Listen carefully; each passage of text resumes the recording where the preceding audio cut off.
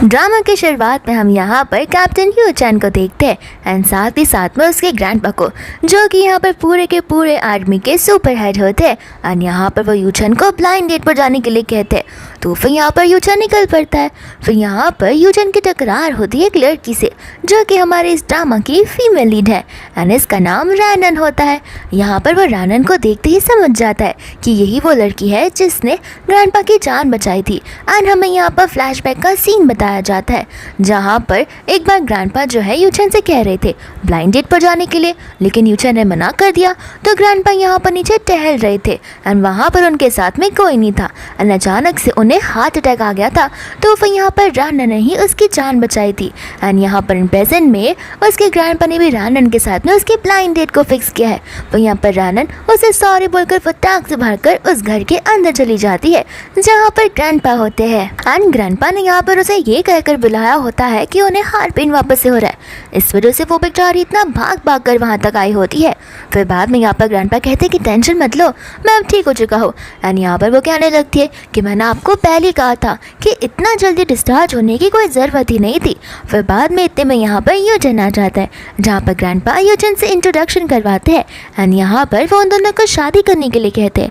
लेकिन यहाँ पर रैनन ग्रैंडपा को एक एग्जाम्पल देती है, कहती है कि मैं यहाँ पर इतनी दूर पढ़ने लिखने के लाई थी, अब मैं यहाँ पर एक नर्स बन चुकी हूँ, यहाँ तो मेरा खुद का घर भी नहीं है, तो आप ऐसे लड़के के साथ अपने बेटे की शादी कैसे करवा सकते हैं। यहाँ पर बाद में ग्रैंडपा हंसने लग जाते हैं, कहते हैं कि इस शहर में मुझे कोई नहीं जानता, तुम्हें यहाँ पर जो भी ज़मीन चाहिए, जो भी विला चाहिए, तुम बस मुझे बता दो, वो फिर मैं तुम्हारे नाम कर दूंगा।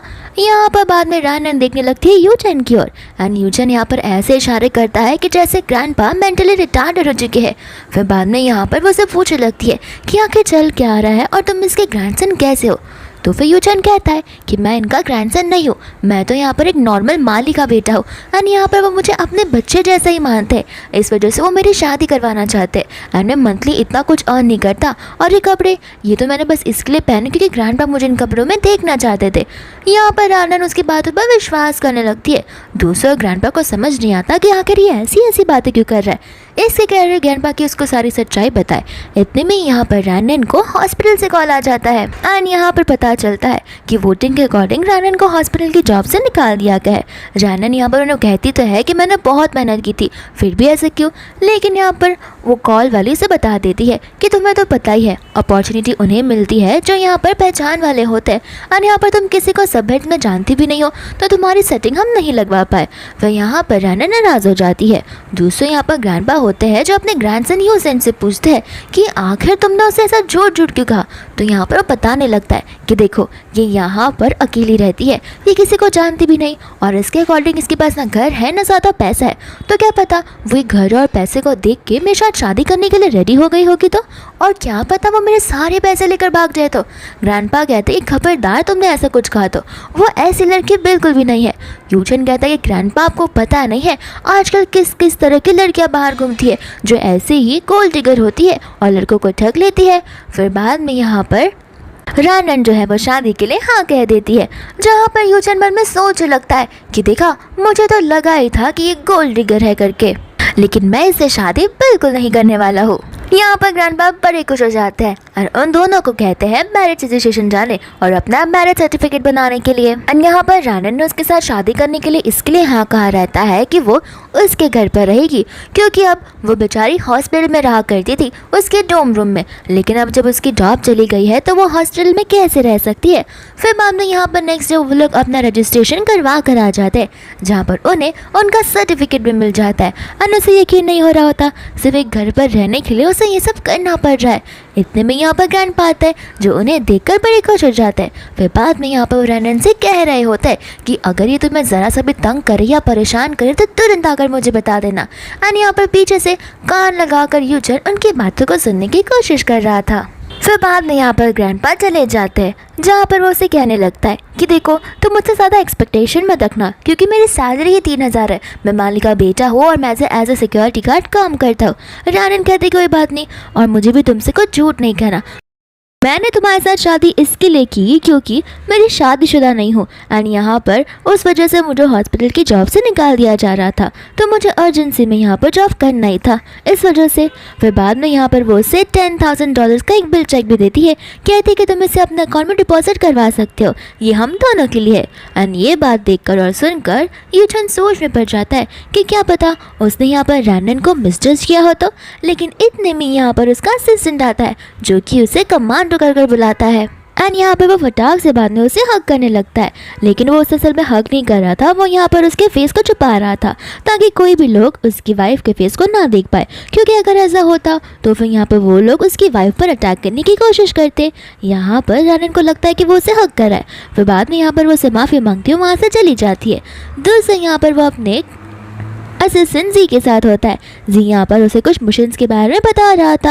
यहाँ पर वो कहने लगता है कि छुट्टियों में भी हमें यहाँ पर सीक्रेट मिशंस को करना पड़ रहा है, लेकिन यहाँ पर यूचन कहता है कि देखो हमारे देश की सेवा के लिए हमें इतना तो करना ही होगा। फिर बाद में यहाँ पर हमारी रैंडन होती है रिसेप्शन एरिया में, तो फिर सभी के सभी नर्स आपस में बात कर रही होती है कि आज कमांडर गू यहाँ पर इंस्पेक्शन के लिए आने वाले हैं। तुम्हें पता भी है कि वो कितने ज़्यादा मस्कुलर मैन है और हैंडसम मैन भी है। फिर यहाँ पर वो लोग उसकी वाहवाही करने लग जाते हैं। रैनन यहाँ पर कमांडर गू का पूरा नाम पूछती है, लेकिन इतने में यहाँ पर उसे कॉल आ जाता है मैनेजर का, जो कि उसे ऊपर कैबिन में बुला रही थी। तो फिर यहाँ पर वह चली जाती है एंड जैसे ही वो कैबिन की ओर जाने लगती है, पीछे से हम यहाँ पर कमांडर गू यूचैन को देखते हैं, लेकिन यहाँ पर वो अपनी वाइफ को नहीं देख पाता। फिर जैसे यहाँ पर रैनन उस रूम के अंदर जाती है, वहाँ पर वो मिया को देखती है एंड इस लुक से समझ आता है कि उन दोनों के बीच में चीज़ें अच्छी खासी बनती नहीं है। यहाँ पर मिया कहने लगती है कि हाँ, हम दोनों तो एक दूसरे को पहले से ही जानते हैं, हम कॉलेज में तो साथ रहा करते थे। यहाँ पर हमें मैनेजर की लुक से समझ भी आ रहा था कि यहाँ पर मैनेजर मिया को ट्रांसफ़र करने वाली है और तो यहाँ से वो रैनन को कहीं और लोकल एरिया में ट्रांसफ़र करने वाली है। यहाँ पर वो रैनन की फाइल को मांगती है और उसे डस्टबिन में फेंक देती है। रैनन कहती कि अरे प्लीज़ ऐसा मत करो, आप लोगों के टर्म्स एंड कंडीशंस के अकॉर्डिंग मैंने एक घर भी ढूंढ लिया रहने के लिए और अब मैं शादीशुदा भी हूँ। यहाँ पर ये बात सुनती मिया उसके बाद हंसने लगती है, कहती है कि तुम किसके साथ शादी करी हो और कौन है वो बदनसीब जो तुम्हारे साथ शादी करने के लिए रेडी भी हो गया है। तुम्हें पता भी है कि बहुत जल्दी मेरी भी शादी होने वाली है। फिर यहाँ पर बाद में बताने लगती है कि कमांडर गू को मैंने ही बचाया था और वो चाहते हैं कि मैं उनके ग्रैंडसन के साथ में शादी करूँ और मैं उन्हें ना भी तो नहीं कह पा रही हूँ।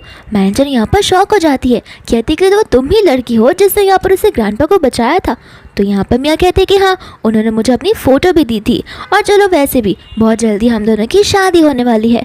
यहाँ पर रैनन वो फ़ोटो को देख लेती है और यहाँ पर वो कहने लगती है कि तुम जिसे ग्रैंडपा समझ रही हो वो तो वो है ही नहीं, आखिर तुम इतना झूठ झूठ कैसे बोल सकती हो और तुमने इस इंसान को नहीं बचाया है। यहाँ पर मियाँ उसे खड़ी होकर बड़े से टॉर्चर वे में कहने लगती है कि तुम कह रहे हो कि मैंने जान नहीं बचाई, तो इसका मतलब क्या है कि तुमने उनकी जान बचाई है। रैनन कहती कि हाँ सही कहा, मैंने इस ग्रैंडपा की जान बचाई है, यानी कोई कमांडर वमांडर नहीं है, ये एक नॉर्मल से जनरेटर है।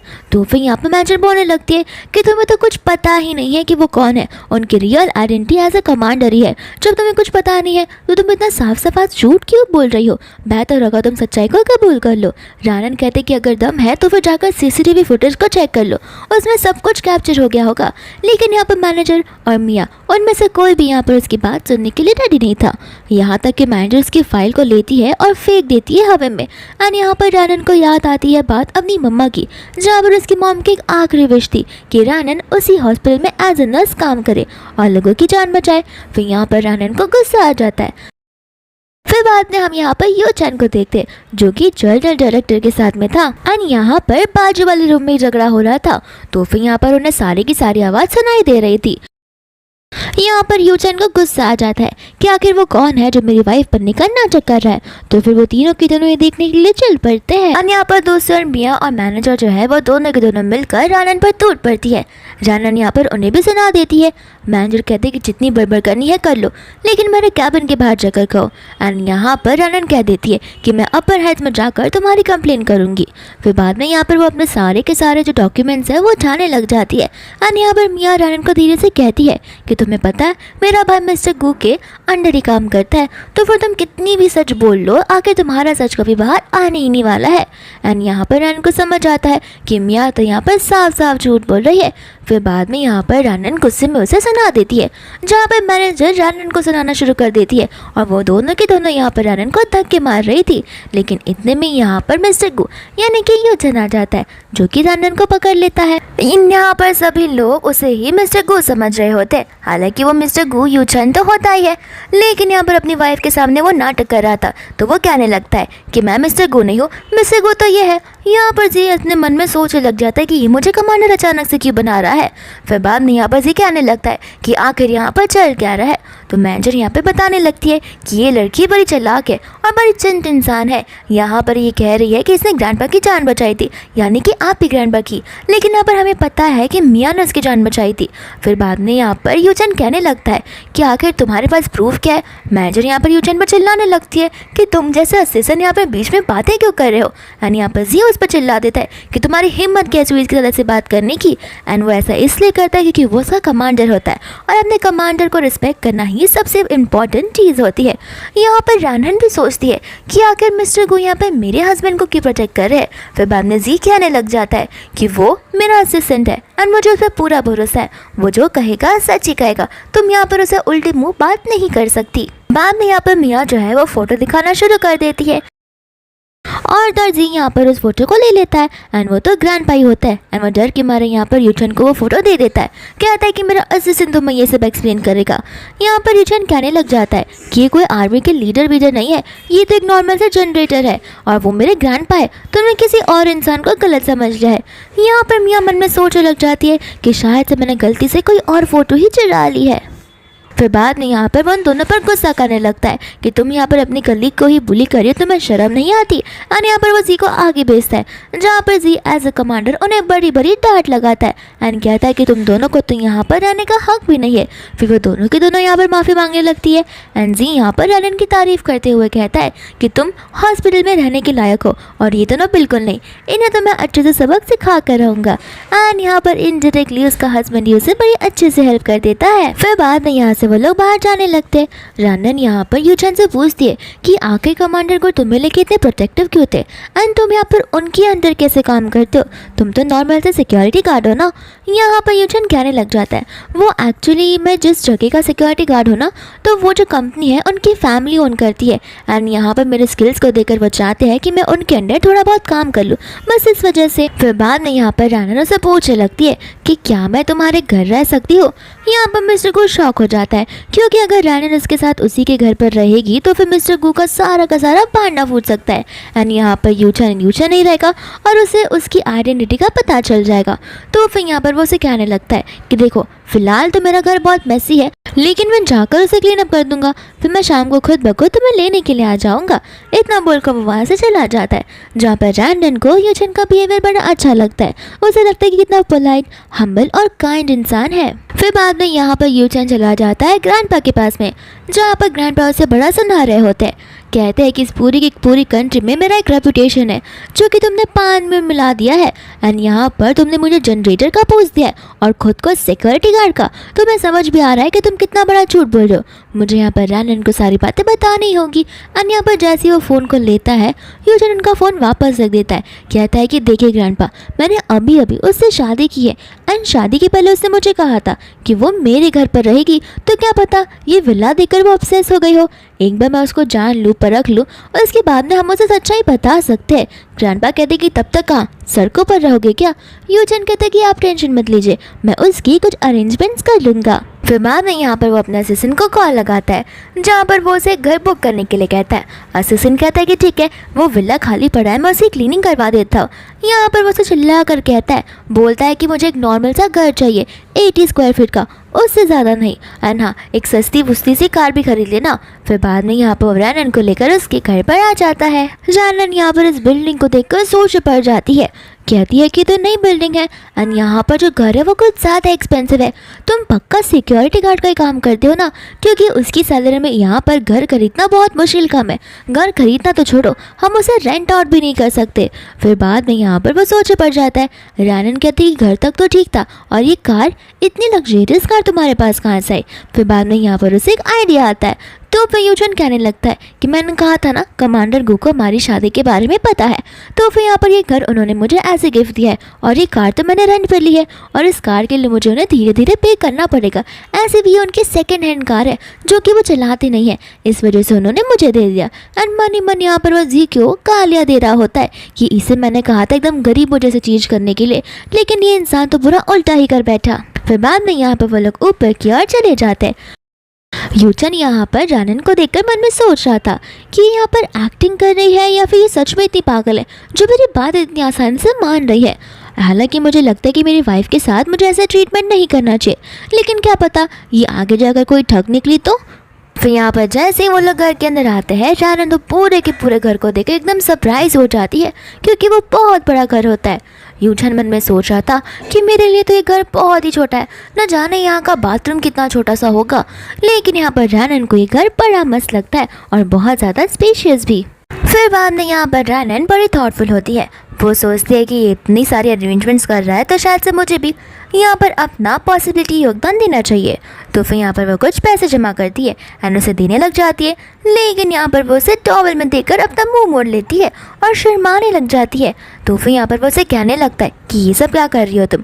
रानन कहते कि वो एक्चुअली तुमने ये सब कुछ किया तो मैंने सोचा कि क्यों ना मैं थोड़ा तो तुम्हें दे ही सकती हूँ, और रही बात मेरे जॉब की तो धीरे धीरे मेरी सैलरी बढ़ जाएगी एंड जैसे मेरी सैलरी में इंक्रीमेंट आएगा वहाँ पर मैं इस घर को भी इक्वल कंट्रीब्यूशन दूंगी।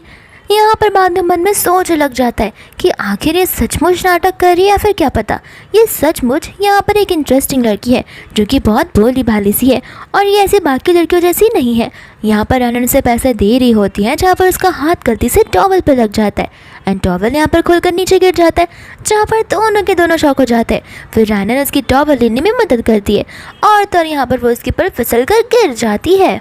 यहाँ पर यूचन उसे उठने के लिए कहता है। रानन को कुछ समझ नहीं आता, फिर उसे याद आता है कि वो तो उसके ऊपर लेटी हुई है, तो वो फटाक से उठकर वहाँ से माफ़ी मांगने लगती है और अपनी आंखें बंद कर कहती है कि मैंने सचमुच कुछ भी नहीं देखा है। दोस्तों यहाँ पर यूचन उठकर फटाक से भाग जाता है एंड रानन यहाँ पर बहुत ज़्यादा एम्बैरेसिंग फील करने लगती है। फिर इसके बाद में यहाँ पर वो चेंज कर आ जाता है जहाँ पर उन दोनों के बीच में बहुत वियर्ड से ऑकवर्डनेस होती है एंड रानन यहाँ पर कुछ और ही टॉपिक के बारे में बात करने लग जाती है कि घर कितना खाली खाली सा लग रहा है। फिर यहाँ पर उसे उस फोटोग्राफ का याद आता है तो अपने बैग में से फोटोग्राफ निकाल कर वॉल पर हैंग कर देती है एंड यहाँ पर यूचन को यकीन नहीं हो रहा था कि उसकी सचमुच शादी हो गई है, लेकिन जैसे यहाँ पर उस चेयर से उतरने वाली थी वो गिरने वाली थी एंड यूचन यहाँ पर उसे एक बार फिर से पकड़ लेता है जहाँ पर उनकी क्लोजनेस बहुत ज़्यादा हो जाती है एंड एक बार फिर से उन दोनों के बीच में ऑकवर्डनेस आ जाता है एंड इस बार यूचन यहाँ पर वियर्ड बातें करना शुरू कर देता है ताकि ऐसा न लगे कि उनके बीच में फ़िलहाल कुछ अजीब सा चीज़ें हुआ है। यहाँ पर वो वेदर की बातें करता है। फिर रानन कहते हैं कि माफ़ करना मुझे मेरे जॉब पर जाना है। यूचन कहता है कि तुम सुबह और रात दोनों टाइम नर्स का जॉब करती हो। रानन कहते कि नहीं ये तो मेरा पार्ट टाइम जॉब है एंड यहाँ पर वो उसे अपने पार्ट टाइम जॉब पर ले चलती है जहाँ पर वो चिकन सेल किया करती है। यहाँ पर तो यूचन उसी कटिंग स्किल्स को देखकर मन ही मन में डरने लग जाता है एंड सोचता है कि मैं इतना बड़ा फाइटर कमांडो हूँ तो फिर यहाँ पर मैं इस लड़की से क्यों डर रहा हूँ। यहाँ पर वो उसे कहने लगती है कि शायद से तुम्हें भी भूख लग रही होगी। यूचन यहाँ पर उसे पूछता है कि तुम यहाँ पर ये चिकन इतने कम प्राइस में क्यों सेल करती हो, तुम प्राइस को बढ़ा भी सकती हो। लेकिन रानन कहते कि नहीं यहाँ के एरिया वाले लोग ज़्यादा अर्निंग नहीं कर पाते, तो फिर अगर मैंने प्राइस इंक्रीज कर दी तो वो लोग यहाँ पर कैसे कुछ खा ही नहीं पाएंगे और ऐसे भी उनका पेट भरे यही मेरी ख्वाहिश है। फिर बाद में यहाँ पर वो उसे अपना डिश खिलवाती है जहाँ पर यूचन को उसका टेस्ट बड़ा अच्छा लगता है। रानन यहाँ पर उसके हाथों को नोटिस करती है जहाँ पर उसका कपड़ा थोड़ा सा फट गया था, तो फिर यहाँ पर वो निडल और थ्रेड लेने के लिए चली जाती है एंड आती यहाँ पर वो उसे सिलने लगती है और उसे अच्छे से ठीक कर देती है। यूचन यहाँ पर उसे पूछने लग जाता है कि आखिर तुम्हें हर एक चीज़ें कैसे आती है। रानन कहती है कि अगर बहुत यंग एज में तुम्हारे मॉम डैड इस दुनिया में ना रहे तो तुम्हें खुद के ऊपर ही डिपेंडेंट होना पड़ता है। यूचन यहाँ पर टॉपिक चेंज कर कहने लगता है कि आओ मैं तुम्हारी मदद करता हूँ और यहाँ पर वो उसकी हेल्प करने लगता है। इतने में यहाँ पर एक लग्जरियस की कार में से मिया आ जाती है एंड कहती कि अरे वाह एक नर्स यहाँ पर ये सारी जॉब कर रही है। यूचन ने यहाँ पर मास्क पहना हुआ था। रानन यहाँ पर उसे साफ साफ कह देती है कि देखो नर्स वाली जॉब के बाद मैं कुछ भी करूँ मेरी लाइफ में वो मेरा पर्सनल मैटर है, तुम यहाँ पर कुछ काम से आई हो तो वो काम कर जाओ। तो फिर मियाँ कहते कि हाँ मुझे तो यहाँ पर चिकन खाने का मन करा तो मैं तो तुम्हारी कस्टमर हुई तो याद रखना तुम मुझे अच्छे से ट्रीट करो। फिर यहाँ पर वो उसे डिश दे देती है जहाँ पर मियाँ बिना उसे खाए फेंक देती है। कहती है कि कितना गंदा बनाया तुमने ये, इस वजह से इसे तुम इतने कम प्राइस से बेच रही हो। यहाँ पर यूचन कहने लगता है कि नहीं, ये गंदा तो बिल्कुल भी नहीं है, ये तो प्रॉपर टेस्ट कर रहा है। मियाँ कहते हैं कि हाँ हाँ, लगता है कि तुम उसकी हस्बैंड हो, इस वजह से यहाँ पर तुम उसकी साइड ले रहे हो। तुम्हें पता नहीं है कि मेरा भाई कौन है। मेरा भाई कमांडर गू के असिस्टेंस में काम करता है, तो तुम्हें पता ही होगा कि उसका रेपुटेशन कितना बड़ा होगा, फिर भी हम यहाँ पर आकर खा रहे हैं।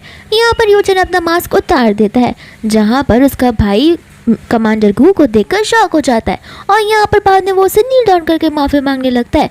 यहाँ पर यूचन को गुस्सा आता है। वो कहता है कि अगर तुम्हें इतनी ही माफ़ी मांगनी है तो जाकर जिस चिकन को फेंका है उसे खाने लग जाओ। एंड यहाँ पर उसका भाई उस चिकन को खाने लग जाता है। रैनन यहाँ पर उसे कहने लगती है कि अगर आपको चिकन खाना है तो मैं आपको दूसरा दे देती हूँ, वो पड़े हुए चिकन को तो इस तरीके से मत खाइए। यहाँ पर उसकी बहन उसे रोकने लगती है और गुस्से में आकर वो उसे थप्पड़ मार देता है। कहता है कि मैंने तुम्हें सारी की सारी चीज़ें देकर पूरा स्पॉइल कर दिया है, तुम्हें तमीज़ ही नहीं है कि अपनों से कैसे बात की जाती है, लगता है तुम्हें मुझे सबक सिखाना ही पड़ेगा। फिर यहाँ पर वो माफ़ी के तौर पे ढेर सारे पैसों का बंडल निकालता है एंड उन्हें देने लग जाता है, जहाँ पर रैनन भी शॉक हो जाती है कि आखिर उसने ये सब क्यों किया। फिर बाद में यहाँ पर रैनन को कॉल आ जाता है उसकी मम्मा का, यानी कि उसकी स्टेप मदर का, जो कि उसे घर बुला रही होती है। एंड यहाँ पर न जाने वो कैसे उसकी न्यू वाले घर में पहुँच गई थी। साथ साथ यहाँ पर रैनन का स्टेप ब्रदर भी होता है। यहाँ पर वो लोग तो पूरे के पूरे घर को देखकर बहुत ज़्यादा शौक से हो जाते हैं, क्योंकि आज तक उन्होंने ऐसी महंगी चीज़ कभी देखी नहीं होती है। तो यहाँ पर उसकी मम्मा कहने लगती है कि तुम तो बड़ी चालाक निकली, तभी मैं सोचूं कि तुम घर छोड़कर कहाँ रह रही थी, वो भी अकेली और इतना टाइम से। रैनन कहती है कि घर मेरा नहीं है, मेरे हस्बैंड का है। उसकी स्टेप मदर कहने लगती है कि इतनी जल्दी शादी भी कर ली बिना अपनी मम्मा को बताए।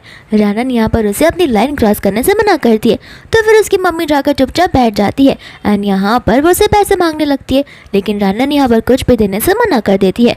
तो फिर यहाँ पर आसपास कई सारी लग्जरियस चीज़ें रखी हुई थी एंड उनकी मम्मी उसे उठाकर बैग में रखने जा रही थी। रैनन कहती है कि प्लीज़ इन सबको छूइए मत, ये सब कुछ मेरे हस्बैंड का है। यहाँ पर उसकी स्टेप मदर को बड़ा गुस्सा आ जाता है, तो फिर वो रैनन का बैग ले लेती है एंड उसके अंदर जितने पैसे होते हैं वो निकाल कर लेने लगती है।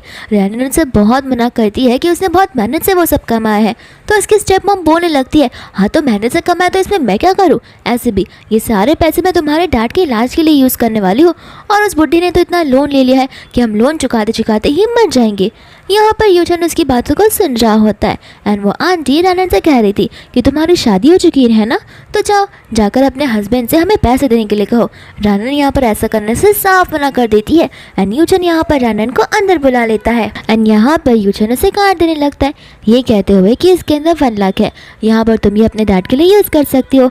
रैनन यहाँ पर वो पैसे लेने से साफ साफ मना कर देती है एंड यूचन को समझ आ रहा होता है कि ये नाटक नहीं कर रही है, ये बहुत ही सिंसियर और प्योर हार्टेड लड़की है। फिर बाद में उसे कहते हैं कि देखो ऐसे भी तुम्हारा फैमिली मैटर है और तुम्हारा फैमिली मैटर मेरा फैमिली मैटर है, तो तुम पैसों को रख सकती हो। रैनन यहाँ पर वो कार्ड को ले लेती है और उससे माफ़ी मांगती है, लेकिन कहती है कि सारे के सारे पैसे मैं तुम्हें ज़रूर लौटा कर रहूँगी। फिर बाद में वो मम्मा को कार्ड देने लग जाती है एंड कहती है कि याद रखना इसमें से एक भी पैसे गैम्बलिंग में नहीं जाने चाहिए, सब के सब मेरे फादर के इलाज के लिए जाने चाहिए। तो फिर यहाँ से वो लोग उसे थैंक यू बोलते वहाँ से चले जाते। यहाँ पर रैनन का स्टेप ब्रदर अपनी मम्मा से कहता है कि आपको नहीं लगता हम जो ये कर रहे हैं वो गलत कर रहे हैं, शायद से उसके पास भी इतने पैसे नहीं है। आंटी यहाँ पर कहने लगती है कि देखा नहीं कितने बड़े घर में रहती है और कितनी महंगी महंगी चीज़ वहाँ पर है, और तुम कहते हो कि उसके पास पैसे नहीं है। अगर नहीं भी होते तो मुझे पता है कि उस लड़की से पैसे कैसे निकलवाने हैं, और ऐसे भी मैं सब तुम्हारे लिए तो कर रही हूँ, तुम बस पैसे के मज़े लो। फिर बाद में यहाँ पर रैनन हॉस्पिटल में होती है, जहाँ पर उसे दूसरे हॉस्पिटल से कॉल आ जाता है एंड उसे बहुत ही बड़ा सदमा लग जाता है, क्योंकि उससे आज उसके डैड की मरने की खबर मिलती है। रैनन को यहाँ पर समझ नहीं आ रहा होता कि उसने पैसे तो भिजवा दिए थे टाइम से, तो फिर यहाँ पर उसके डैड का इलाज क्यों नहीं हो पाया। एंड यहाँ पर डॉक्टर बताने लगती है कि नहीं तो हमें तो आपकी ओर से कोई पैसे मिले ही नहीं है, हम तो पैसों की डिमांड कई टाइम से कर रहे, तब जाकर हम ऑपरेशन को आगे बढ़ाएंगे, लेकिन यहाँ पर तो आपके डैड को कोई देखने तक नहीं आया। यहाँ पर तो उसे हम उसकी स्टेप मदर को देखते हैं जो कि उन पैसों से गैम्बलिंग कर रही होती है। इतने में यहाँ पर रैनन आकर उन सभी का गैम्बलिंग वाला शोर खत्म कर देती है एंड सब कुछ डिस्ट्रॉय करने लगती है। साथ ही साथ वो अपनी मम्मा के हाथ में एक जेड का ब्रेसलेट भी देखती है और उसे समझ आने लग जाता है कि सारे पैसे आखिर गए कहाँ पर है। यहाँ पर वो अपनी मम्मा पर बहुत चिल्लाती है, लेकिन उसकी मम्मा जो है कहने लगती है कि क्या करती मैं उस बुढ़े को जिंदा रखकर, ऐसे भी इतना बूढ़ा हो गया था वो। और रही बात बीमार होने की, तो आजकल हर कोई बीमार होता और मरता रहता है। अब ऐसे भी वो जॉब नहीं करता था, तो उसके भरोसे मैं क्या ही करती। अच्छा था कि वो इस दुनिया से चला गया। रानन यहाँ पर उस पर बहुत चिल्लाती है, तो फिर यहाँ पर वो आंटी सीधा उसकी इमोशनल चीज़ों पर अटैक करने लगती है कि लगता है तुम्हारी मम्मा ने भी तुम्हें वही सिखाया, अच्छा हुआ कि तुम्हारे डैड तुम्हारी मम्मा के पास में चले गए। रानन को गुस्सा आ जाता है एंड यहाँ पर वो आंटी को बड़े ज़ोर से थप्पड़ मार देती है। आंटी की जो फ्रेंड्स होती है वो सभी लोग शॉक हो जाती है कि ये तो इसकी बेटी है, लेकिन वो उसके साथ ऐसा क्यों कर रही है। यहाँ पर वो आंटी बाद में रानन को लेकर झूठी झूठी कहानियाँ बनाने लगती है, फिर वापस से रानन उन्हें मार देती है। लेकिन इतने टाइम में उसका बेटा वहाँ पर आ जाता है, जहाँ पर वो रानन को पकड़ लेता है और वो आंटी यहाँ पर रानन को थप्पड़ मारना शुरू कर देती है। फिर बाद में यहाँ पर वो आंटी कहने लगती है कि अब से जैसा मैं बोलूँगी वैसा ही तुम करोगी, तुम्हें जाकर कमांडर गू के असिस्टेंट से शादी करनी पड़ेगी। तुम्हें पता है अगर तुम उससे शादी कर लोगी कि तो तुम्हारे पास कितने पैसे आएंगे। यहाँ पर उसका बेटा बोलने लगता है, लेकिन ये तो पहले से ही शादीशुदा है, हम इसकी दूसरी शादी कैसे करवा सकते हैं। आंटी बोलती कि टेंशन मत लो, इसके पति को क्या ही प्रॉब्लम होगी, इसका पति तो एक नॉर्मल सा सिक्योरिटी गार्ड है, वो यहाँ पर कमांडर गू के असिस्टेंट का कुछ बिगाड़ ही नहीं सकता। और यहाँ पर ज़बरदस्ती वो लोग रानन को कुछ पिला देते हैं, जहाँ पर रानन को वो ज़्यादा सा डिजीनेस सा होने लगता है। लेकिन इतने में यहाँ पर मिस्टर गू यूचैन सभी लोगों के साथ आ जाता है एंड यहाँ पर वो उसके भाई को बड़ा पीटता है एंड बाद में यहाँ से वो रानन को उठाकर वहाँ से ले जाता है। यहाँ पर जैसे वो उसे घर लेकर आता है, रानन यहाँ पर उसे किस करने लग जाती है। मिस्टर गू यानी कि यूचन पहले उसे किस तो करता है, लेकिन बाद में वो उसे अपने आप से दूर हटा देता है, क्योंकि उसे समझ आता है कि फिलहाल वो अपने सेंसेस में नहीं है एंड यहाँ पर उसे ऐसा लगना नहीं चाहिए कि उसने उसका फ़ायदा उठाया। तो बाद में यहाँ पर वो उसे कुशन पर लटाकर उसे कंफर्ट करने लगता है एंड यहाँ पर उसे रानन की सिंसियरिटी अच्छे से समझ आ रही होती है कि वो जैसा रानन के बारे में सोच रहा था वो वैसी लड़की बिल्कुल भी नहीं है। फिर इसके बाद में यहाँ पर रानन की नींद खुलती है, जहाँ पर यूचन उसके लिए पानी लेकर आता है। फिर बाद में यहाँ पर रानन उसे थैंक यू बोलने लगती है एंड कहती कि अच्छा हुआ कल रात को कुछ हुआ ही नहीं। तब जाकर यहाँ पर यूचन को याद आता है कि रानन ने तो उसे किस किया था एंड लगता है कि यहाँ पर रानन को रात की बात कुछ भी याद नहीं है, तो फिर यहाँ पर वो उसे कुछ याद दिलाता भी नहीं है। रानन यहाँ पर कहने लगती है कि उस दिन जो स्टॉल पर हुआ तुम्हें नहीं लगता कि उस वजह से हम मुसीबत में आ सकते हैं एंड कमांडर को तुम्हें उस सिक्योरिटी के जॉब से निकाल सकते हैं।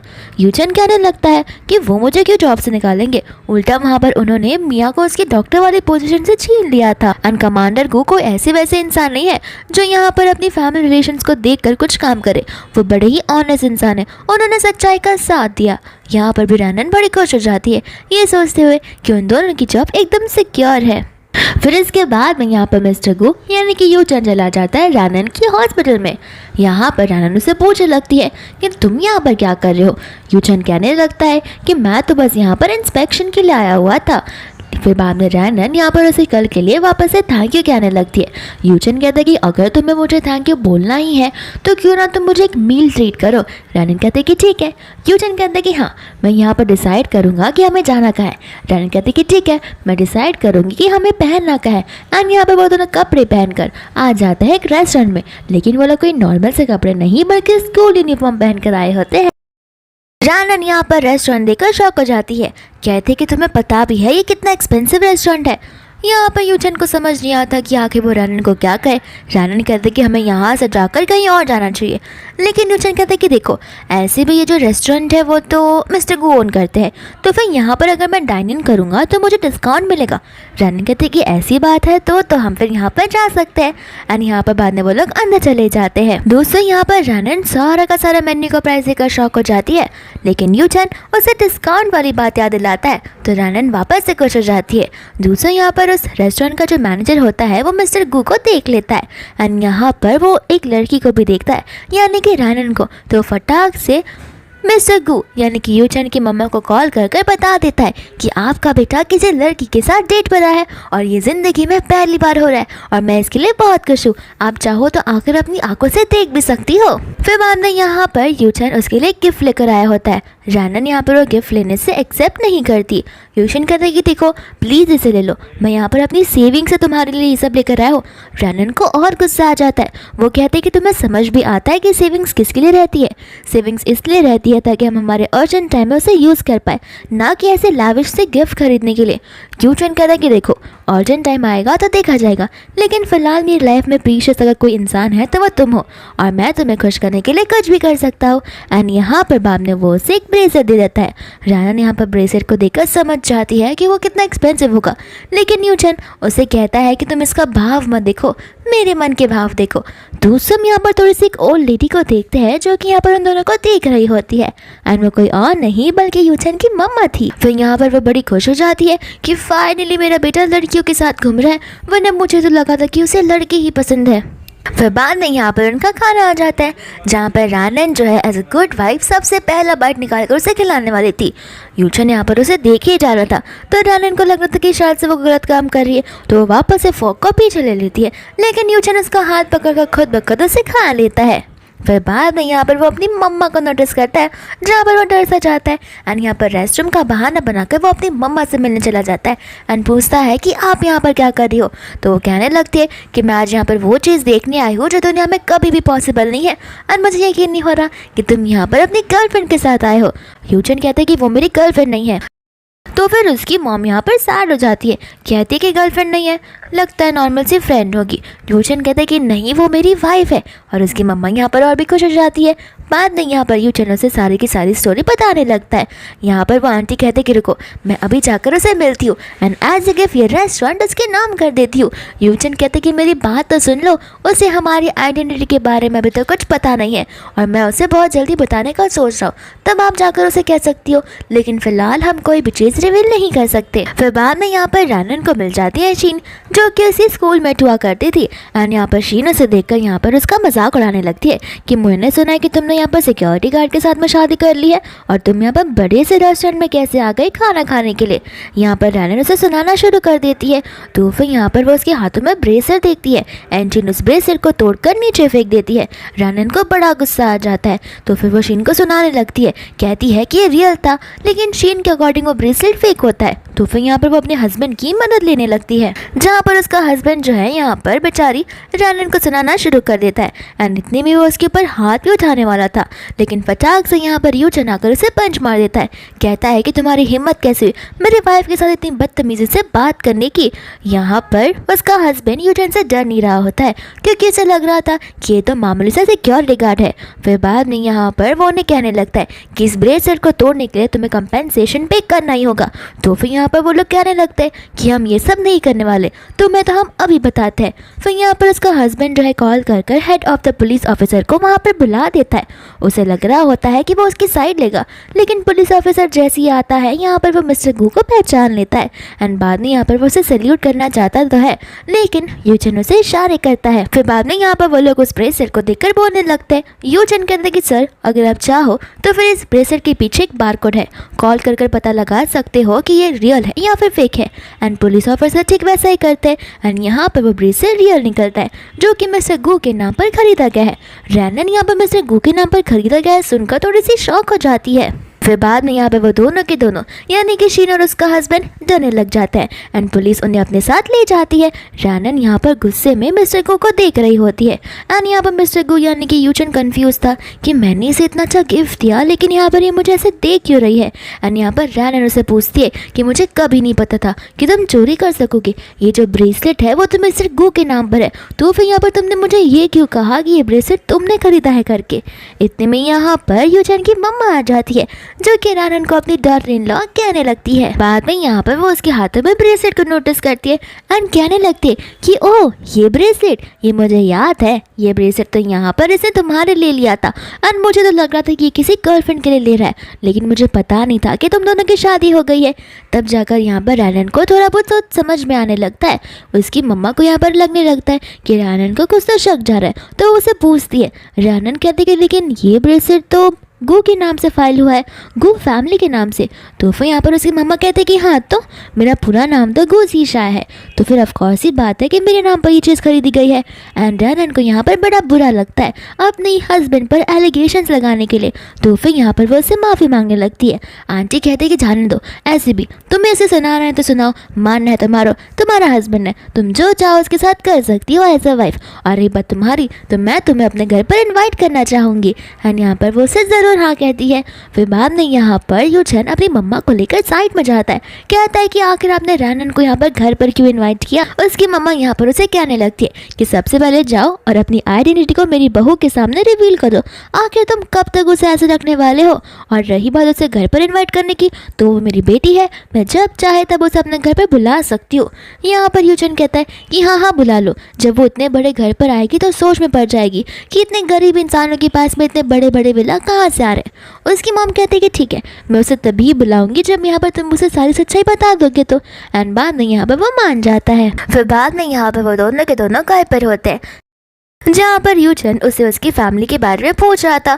एंड यहाँ पर रनर बहुत इमोशनल हो जाती है और अपनी मम्मा की डेथ के बारे में बताती है कि उन्हें कैंसर था। इसके बाद में यहाँ पर उसके डैड ने सेकंड शादी कर ली थी, जहाँ पर उसकी जो मम्मा थी यानी कि स्टेप मम्मा और उसका स्टेप ब्रदर कभी भी उसके साथ अच्छे से बिहेव नहीं करते थे। और हालांकि एज अ मैन हमेशा घर पर एक मैन की बातें चलती है, लेकिन मेरी स्टेप मॉम बहुत अकड़ू थी और बहुत ज़्यादा झगड़ा करने वाली थी, इस वजह से मेरे डैड को उनकी बातें सुननी ही पड़ती थी। एंड यहाँ पर तो अब मेरे डैड भी नहीं रहे मेरा साइड लेने के लिए। फिर बाद में यहाँ पर यूचन उसे पीछे से हक करता है एंड बोलता है कि कोई बात नहीं, मैं हूँ ना, मैं लाइफ टाइम तो मैं यहाँ पर प्रोटेक्ट करूँगा। फिर यहाँ पर उन दोनों की क्लोजनेस बढ़ जाती है, ऐसा लग रहा था कि जैसे वो दोनों किस करने ही वाले हैं, लेकिन उन्हें समझ आता है कि वो लोग आखिर में क्या कर रहे हैं। एंड बाद में वो दोनों शर्माना शुरू करने लगते हैं। फिर बाद में यहाँ पर रनन को उसकी मदर इन लॉ का कॉल आ जाता है, जो उसे कहने लगती है कि फिलहाल तो मैं तुम्हें घर पर इनवाइट नहीं कर सकती, लेकिन मैंने तुम्हारे लिए बहुत सारे सरप्राइजेस प्लान किए और तुम्हें कुछ टेंशन लेने की ज़रूरत नहीं है। फिर बाद में यहाँ पर जब वो लोग बात कर रहे होते हैं तो फिर उसकी मम्मा उसे बताने लगती है कि तुम्हें पता है ना कि मैं तुमसे क्या कह रही हूँ, लेकिन यहाँ पर रानन को तो कुछ समझ ही नहीं आता। इसके बाद में कॉल कट हो जाता है, जहाँ पर रानन उसे बताने लग जाती है कि तुम्हें पता है मुझे ऐसे लोग बिल्कुल पसंद नहीं जो मुझे क्यूरियोसिटी में डाल देते हैं, और तो और ख़ास करके वो लोग जो मुझसे झूठ बोलते हैं। इतना बोलकर वहाँ से चली जाती है, जहाँ पर बेचारा यूचन तब घबरा ही जाता है कि आखिर उसके दिमाग में ये आइडिया कहाँ से आया कि उसे रानन को अपनी आइडेंटिटी को लेकर झूठ बोलना पड़ेगा। अब यहाँ पर वो दंग रह जाता है ये सोचते हुए कि आखिर वो कैसे उसे अपनी आइडेंटिटी के बारे में बताएगा। और साथ साथ वो ये भी सोच रहा होता है कि आखिर मेरी मम्मा ने कौन सा सरप्राइज़ प्लान किया होता। फिर बाद में यहाँ पर हम उसकी मम्मा को और ग्रैंडपा को देखते हैं, जहाँ पर वो लोग एक छोटे से घर में शिफ्ट हो गए थे। उन्हें ये घर छोटा सा लग रहा था, लेकिन रानन को ये घर कोई पैलेस से बड़ा नहीं लग सकता, क्योंकि उसके लिए छोटा सा स्पेस ही बहुत बड़ी जगह होती है। फिर बाद में यहाँ पर उसकी मम्मा ग्रैंडपापा गुस्सा करने लगती है कि आखिर आपने अपने ग्रैंडसन को क्या सिखा के रखा है, वो अपनी वाइफ से झूठ बोलने जा रहा है। ग्रैंडपा कहते हैं कि मैं तो नहीं चाहता था कि वो उसे झूठ बोले, मैंने उसे समझाने की कोशिश की, लेकिन वो इंसान है कि मेरी बात सुनने के लिए रेडी नहीं है। अब मुझे समझ नहीं आ रहा कि आखिर वो उसकी आइडेंटिटी को कब रिवील करेगा। आंटी बताने लगती है कि किस तरीके से मुझे उसकी मदद करनी पड़ी थी। इतने में यहाँ पर रानन आ जाती है, जो कि उन सभी के लिए गिफ्ट लाई होती है। यहाँ पर यूचन कहते कि तुमने शायद मेरे लिए भी गिफ्ट लिया होगा। रानन कहते कि हाँ। फिर बाद में यहाँ पर सबसे पहले वो ग्रैंडपा को उनका गिफ्ट देती है, जो कि एक विंटर वाला हैट होता है। यहाँ पर ग्रैंडपा पूछने लगते हैं कि आखिर यही क्यों। यहाँ पर रानन बताने लगती है कि अभी विंटर्स बहुत ज़्यादा आ रहे हैं और ठंडियाँ बढ़ती जा रही है, तो आपके जो ईयर्स है वो सेंसिटिव है, इसलिए मैंने यहाँ पर आपके लिए लाया है ताकि आप इसे हमेशा पहने और हवा आपके कान के अंदर ना जाए, ताकि आपकी तबीयत ख़राब ना हो। फिर बाद में यहाँ पर वो उसकी मम्मा को स्कार्फ देती है। उसकी मम्मा वो स्कार्फ देखकर बड़ी खुश हो जाती है, क्योंकि वो रानन ने खुद ब खुद अपने हाथों से बनाया होता है। यहाँ पर वो खुशी के मारे बोलने लग जाती है कि मैं कितनी भी लग्जरियस स्टोर में जाकर शॉपिंग करूँ, लेकिन ये स्कार्फ मुझे नहीं मिलने वाला। रानन यहाँ पर कंफ्यूज हो जाती है। फिर बाद में यहाँ पर यूचन कहता है कि लग्जरियस स्टोर से मेरी मम्मा का मतलब है कि वो ओल्ड लेडीज़ का स्टोर, जहाँ पे वो बेचारियाँ खुद के हाथों से ये सब बनाती है, तो मेरी मम्मा उन्हीं से ये सारी चीज़ें खरीदती है। बाद में यहाँ पर वो उससे अपना गिफ्ट मांगता है, जहाँ पर रैनन उसके लिए ग्लव्स लेकर आई थी। हालांकि उसे एक्सपेक्टेड नहीं था कि वो उसे ग्लव्स देगी, लेकिन इसके पीछे का मीनिंग बहुत बड़ा होता है। रैनन ने यहाँ पर यूचन को ग्लव्स इसके लिए दिए थे ताकि यूचन ठंडी के टाइम पे उसके हाथ का रखना हो जाए, क्योंकि वो एज ए सिक्योरिटी गार्ड जो वर्क करता है तो उसे उसके हाथ को प्रोटेक्ट रखना बहुत ज़रूरी है। फिर बाद में यहाँ पर वो लोग लंच करने के लिए बैठ जाते हैं एंड उसकी मम्मा कहते हैं कि स्पेशली मैंने ये सारी चीज़ें तुम्हारे लिए प्रिपेयर की है। ये बात सुनकर न जाने क्यों ग्रैंडपा और यूचन घबरा जाते हैं। ग्रैंडपा कहते कि बहू क्या तुमने ये सब बनाया? आंटी कहती कि हाँ मैंने ही ये सब बनाया, मैं चाहती थी कि बहुत टाइम से मैंने कुछ बनाया नहीं है, तुम कुछ ना कुछ मैं स्पेशल बनाओ, इस वजह से मैंने ये सारी चीज़ें आप सभी लोगों के लिए बनाई है। फिर यूचन यहाँ पर ग्रैंडपा को सबसे पहली बाइट लेने के लिए कहता है। ग्रैंडपा कहते कि अरे तुम उसके बेटे हो, सबसे पहले तुम खा। एंड यूचन बाइट लेते ही यहाँ पर अजीब सा फेस बनाता है क्योंकि उस खाने में ढेर सारा नमक होता है एंड उसे पता होता है कि उसकी मम्मा की कुकिंग स्किल्स अच्छी नहीं है। फिर बाद में रैनन यहाँ पर उसे खाती है, जहाँ पर रैनन को वो पसंद नहीं आता, लेकिन वो खाली अच्छा बनने के लिए कहने लगते कि मम्मा आपने तो बड़ा अच्छा खाना बनाया है।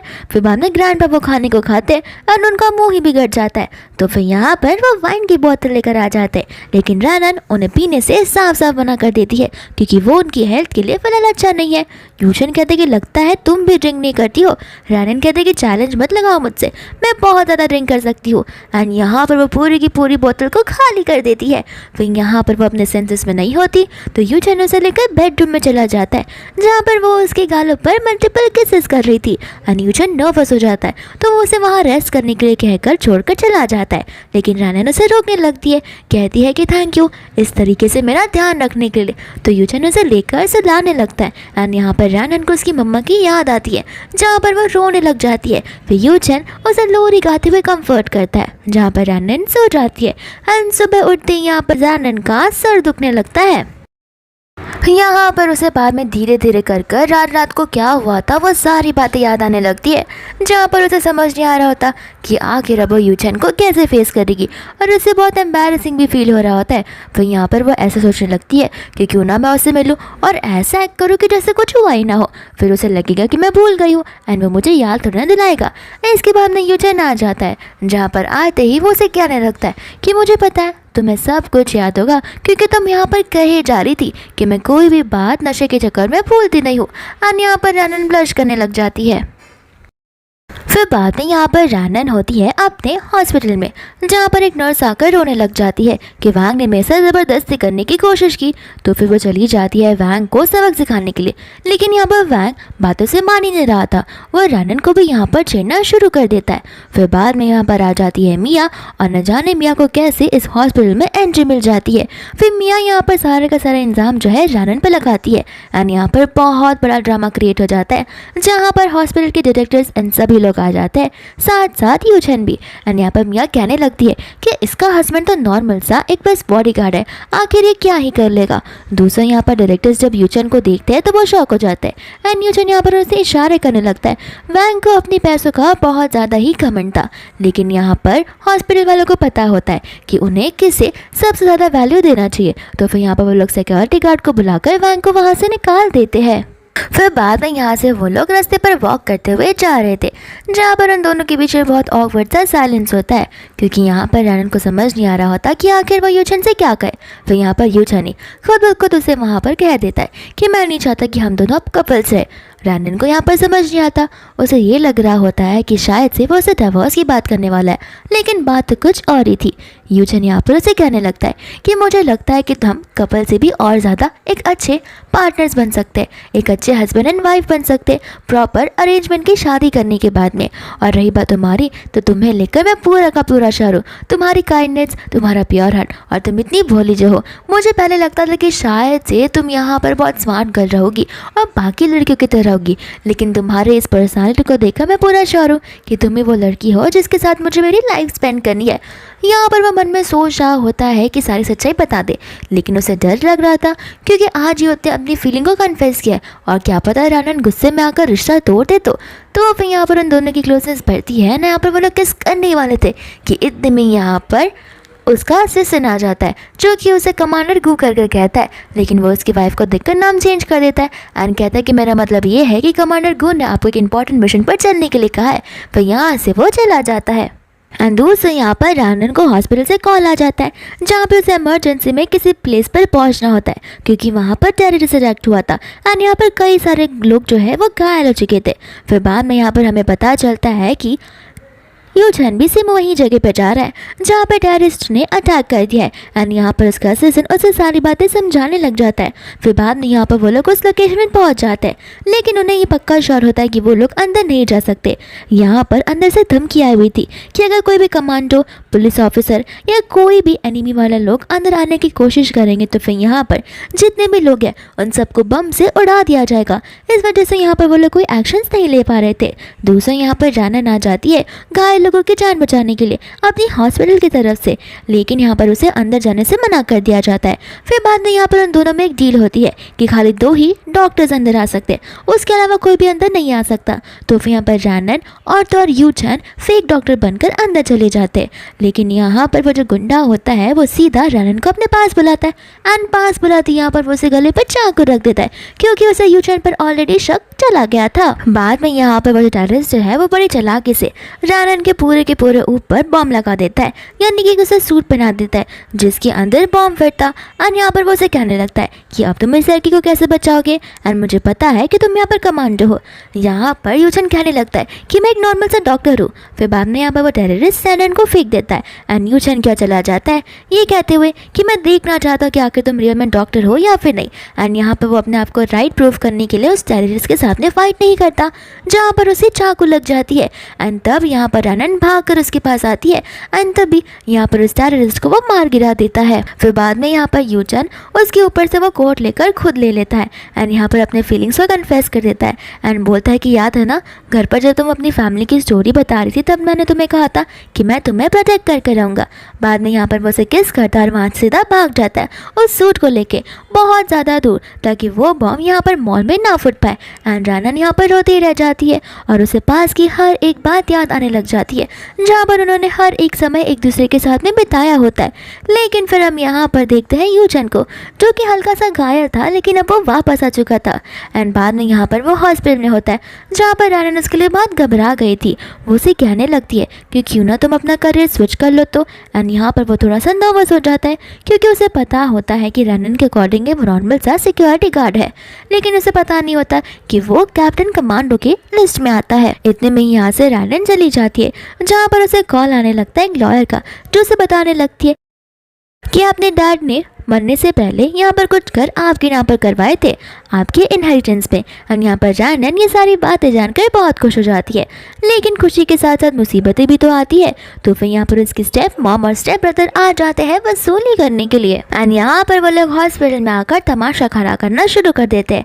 रानन कहती कि जो ड्रामा करना है करो, लेकिन ये घर मेरे डैड मुझे देकर गए तो मैं ये घर तुम्हें नहीं देने वाली हूँ क्योंकि ऑलरेडी तुम्हारे मेरे डैड को बड़े लॉस में डाल दिया है। यहाँ पर आंटी चिल्ला कर कहने लगती है कि हमने तुम्हारे डैड को लॉस में डाला है, तुम्हारे डैड के सारे खर्चे हम उठाते आ रहे हैं। रानन कहती कि बस भी करो, मेरे डैड ने लोन लिए थे उस वजह से तुम खर्चे उठा पा रहे थे और तुम्हारे पास तो खुद के पैसे थे भी नहीं। यहाँ पर आंटी उस गुंडे को बुला लेती है, कहते कि अब मैं देखना चाहती हूँ कि तुम पैसे कैसे नहीं लौटाती हो। एंड यहाँ पर वो गुंडा रानन से कहता है कि देखो मैं सीधे सीधे पेपर्स मांगना चाहता हूँ तो सिंपली दे दो, वरना मुझे दूसरा मेथड यूज़ करना पड़ेगा। रानन बाद में यहाँ पर उसे लॉ की पट्टी पढ़ाना शुरू कर देती है, लेकिन वो ठहरा अनपढ़ गवार गुंडा उसे कहाँ कुछ समझेगा। तो फिर यहाँ पर वो रानन के साथ में ज़बरदस्ती करना शुरू कर देता है, जहाँ पर रानन चिल्लाने लगती है। इतने में यहाँ पर यूचन आ जाता है, जो आते ही उसे पंच मार देता है और रानन को लेकर जाने लगता है, लेकिन वो गुंडा उन्हें रोकने लगता है। यहाँ पर यूचन उसे फोन करता है कि देखो मेरे दिमाग में मत छोड़ो, वरना मैं तुम्हारा पूरा का पूरा केस खराब कर सकता हूँ। लेकिन वो गुंडा कहता है कि तुम जैसा मामूली सिक्योरिटी गार्ड मुझे सिखाएगा कि मुझे क्या करना है, अभी के अभी यहाँ पर खड़े रहो, मेरी परमिशन के बिना कोई यहाँ से हिल भी नहीं सकता। तुम्हें पता नहीं है कि मैं कौन से गैंग का मेंबर हूँ, अगर मेरे चेलों को पता चला ना कि तुम मेरे साथ बदतमीजी कर रहे हो तो तुम्हारा केस मेरे चेले पूरा का पूरा खत्म कर देंगे। यूचन को यहाँ पर गुस्सा गुस्सा आ जाता है। बाद में यहाँ पर वो उसे अपना नाम बताता है एंड ये नाम सुनकर तो रानन भी शॉक हो जाती है एंड पीछे से कई सारे कमांडर्स आते हैं जो कि उस गुंडे को पकड़ लेते हैं एंड उसे as a commando go you chain press करते हैं एंड तब जाकर यहाँ पर रानन के सामने उसकी आइडेंटिटी रिवील हो जाती है। साथ साथ उसकी स्टेप मदर और स्टेप ब्रदर नीचे नील डाउन कर उनसे माफ़ी मांगने लगते हैं। बाद में यहाँ पर से वो लोग उन्हें लेकर चले जाते हैं जहाँ पर यूचन रानन से बात करना चाहता है लेकिन रानन खुद ब खुद उससे दूर हट जाती है। फिर बाद में यहाँ पर वो लोग घर पर होते हैं जहाँ पर रानन यूचन से झूठ कर बैठी हुई थी। यूचन कहते कि मैं मानता हूँ कि मैंने तुमसे झूठ बोला लेकिन मैं अपनी आइडेंटिटी तुम्हें बता नहीं वाला था, मुझे सच मुझे माफ़ कर दो। रानन को यहाँ पर गुस्सा आने लग जाता है। वो उसे कहने लगती है कि हम लोग दिन रात एक दूसरे के साथ रहा करते थे लेकिन तुम्हारी एक्टिंग इतनी अच्छी थी कि मुझे कभी कुछ पता ही नहीं चला और तुम यही समझ रहोगे ना कि मैं कितनी भोली या फिर मैं कितनी ज़्यादा बुद्धू हूँ, जहाँ पर मुझे तुम्हारे इस बोले हुए झूठ का पता तक नहीं चल पा रहा था। वो इसके लिए क्योंकि मैं तुम पर ट्रस्ट करती थी लेकिन वो ट्रस्ट आज तुमने मेरा ब्रेक कर दिया है। यूचन उससे बहुत माफ़ी मांगता है लेकिन रानन कहते कि अब नहीं, अब मैं ऐसे झूठे इंसान के साथ नहीं रह सकती और मैंने भी तुम्हें उस दिन कहा था कि मुझे झूठ बोलने वाले लोग मेरी लाइफ में बिल्कुल नहीं पसंद। उसके बाद भी तुम्हारे पास इतने मौके थे लेकिन फिर भी तुमने सच्चाई का सामना करना नहीं चाहा एंड गुस्से में यहाँ से वो चली जाती है हमेशा हमेशा के लिए उसे छोड़कर। एंड यहाँ पर वह एकदम देवदास की तरह ज़मीन पर लेटा हुआ रहता है जहाँ पर उसे ग्रैंड पा आकर उस पर चिल्लाते हैं एंड हंसते भी है कि मैंने पहले से ही कहा था कि सच्चाई बता दो लेकिन नहीं, तुम्हें यहाँ पर उस बेचारे की लॉयल्टी को टेस्ट करना था। मैं शुरुआत से कह रहा था कि वो ऐसी लड़की नहीं है जैसा तुम सोच रहे हो लेकिन देखो अभी भी देरी नहीं हुई है, वो खाली घर छोड़कर गई है। तुम चाहो तो उसे एक बार फिर से मना भी सकते हो। तुमने उसे झूठ कहा है लेकिन तुम्हारा और उसका इमोशनल कनेक्शन एकदम सच है, वो तुम उसे बिलीव करवाओ। दोस्तों यहाँ से रानन जा रही होती है तो कई सारे लोग आते हैं जो कि उसे रोज़ेस देने लगते हैं एंड कहते हैं कि प्लीज़ उसे माफ़ कर दो। फिर वो पीछे मुड़ कर देखती है जहाँ पर यूचन होता है और यहाँ पर यूचन उसके लिए फ्लावर का बुके लेकर आया था लेकिन रानन यहाँ पर उसके लिए रुकती नहीं है, वो आगे जाने लगती है। बट फिर बाद में यहाँ पर यूचन उसके लिए आगे बढ़ता है जहाँ पर एक कार से उसकी टक्कर हो जाती है एंड वो वहीं पर बेहोश हो जाता है। फिर रानन यहाँ पर उसे बहुत सॉरी बोलती है कि मैं तुम्हारी बात मान लूँगी, प्लीज़ उठ जाओ, मैं तुम्हारे साथ रहूँगी कि मैं वादा करती हूँ मैं तुम्हें छोड़कर कभी नहीं जाऊँगी। लेकिन यहाँ पर यूचन अपनी आखिरी सांसें ले रहा होता है। फिर बाद में यहाँ पर हम एक वेडिंग सीन को देखते हैं जो कि बिल्कुल उसके सपनों जैसा होता है जहाँ पर रानन और यूचन एक दूसरे के साथ में शादी कर रहे होते हैं एंड यहाँ पर दोनों एक दूसरे का साथ 7 जन्मों तक देने का वादा करते हैं। फिर एक दूसरे को रिंग पहनाते हैं और किस भी करते हैं। लेकिन आप सोच रहे होंगे कि ये सपना होगा, नहीं, ये तो एक हकीकत होती है, यानी कि इन रियल लाइफ में उनकी शादी हो गई थी। लेकिन जब वो अपनी आखिरी सांसें ले रहा था तो फिर ये शादी कैसे पॉसिबल है। तो हम चलते हैं थोड़ा फ्लैशबैक में जहाँ पर रानन उसे मनाई जा रही थी कि तुम उठ जाओगे तो मैं तुम्हारा हमेशा साथ दूंगी, क्योंकि वो बेचारी बहुत डर गई थी और उसे रिग्रेट हो रहा था अपने इस डिसीजन पर जहाँ पर वो उसे छोड़कर जा रही थी। एंड तब जाकर यहाँ पर यूचन उठता है। रानन को गुस्सा आ जाता है लेकिन यूचन उसे समझाता है कि मुझे पता है कि तुम मुझसे इमोशनली कनेक्टेड हो और तुम मुझसे उतना ही प्यार करती हो और मैं वादा करता हूँ कि इन फ्यूचर में तो मैं तुमसे कभी झूठ नहीं बोलूँगा। एंड बाद में यहाँ पर वो दोनों किस करने लगते हैं एंड तब हमें समझ आता है कि आखिर ये वेडिंग देख तक कैसे पहुँचे और ये वेडिंग एक रियल वेडिंग होती है। फिर इसी के साथ ये मूवी यहीं पर खत्म हो जाती है।